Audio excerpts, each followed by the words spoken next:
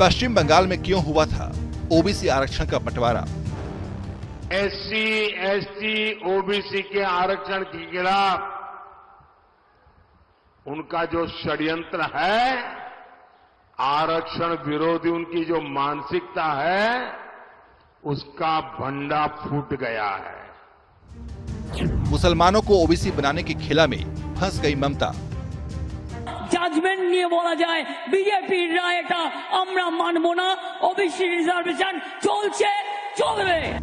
भले ही पश्चिम बंगाल में कांग्रेस और तृणमूल कांग्रेस के बीच 36 का आंकड़ा हो और दोनों दलों के बीच गठबंधन नहीं हुआ हो, मगर राष्ट्रीय स्तर पर ममता बनर्जी इंडिया ब्लॉक की प्रमुख नेताओं में से एक हैं।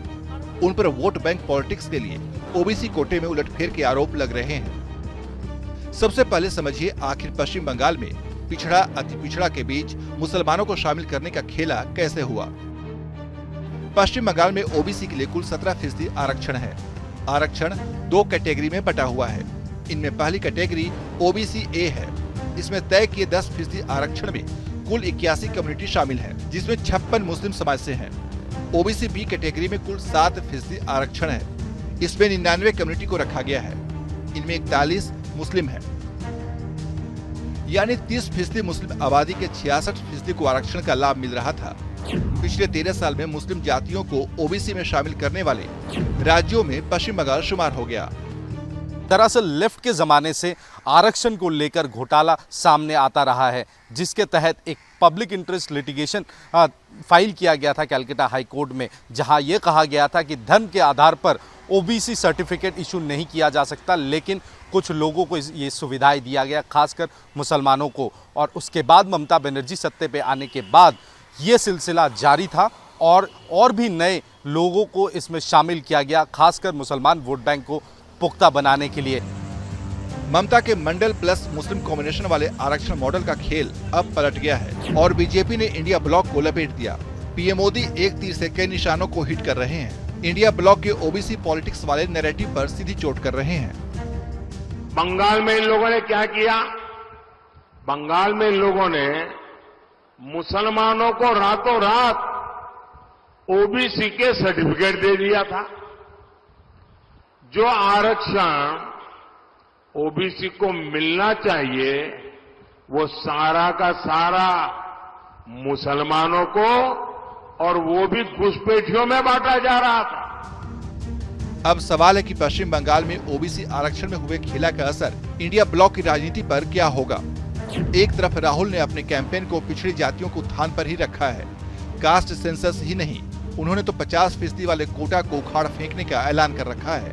ऐसे में ओबीसी आरक्षण में मुस्लिम समाज की हिस्सेदारी वाली गुगली क्या फंस गई है? बीजेपी जोर शोर से कांग्रेस और इंडिया ब्लॉक पर ओबीसी आरक्षण में फेरबदल करने का आरोप लगाती रही है, और अब जब कलकत्ता हाईकोर्ट का फैसला आया, बीजेपी को हमले का बड़ा मौका मिल गया, क्योंकि कलकत्ता हाईकोर्ट ने अपने फैसले में ओबीसी सर्टिफिकेट बांटे जाने वाले आदेश को न सिर्फ असंवैधानिक बताया, बल्कि पिछड़ी जातियों के अधिकारों से जोड़कर टिप्पणी भी की। ममता बनर्जी समेत इंडिया गठबंधन के लिए सबसे बड़ा झटका यही है। ये दोनों ही जो फैसले आए हैं, ये बताता है कि किस तरीके से ममता सरकार गैर संवैधानिक तरीके से, अनकॉन्स्टिट्यूशनल तरीके से तुष्टीकरण की नीति को आगे बढ़ा रही है। तृणमूल कांग्रेस के लिए एक तरफ पिछड़ी जातियों के आक्रोश की टेंशन है, तो दूसरी तरफ सर्टिफिकेट छीनने के बाद मुस्लिम समाज के छिटकने का डर भी। जानकार मानते हैं कि 2011 में सत्ता संभालने के बाद ममता सरकार ने ओबीसी बेल्ट को साधने के लिए बड़ा विस्तार किया था, जिसमें उन्हें बड़ी चुनौती मिली है। 1996 में इंदिरा सावनी का जो एक लैंडमार्क जजमेंट है, उसमें कहा है कि रिजर्वेशन में जो संप्रदाय या गोष्ठी को लाना है, उसके लाने के लिए रेलिवेंट डेटा चाहिए, एडिक्वेट डेटा, कि वो बैकवर्ड क्लास है।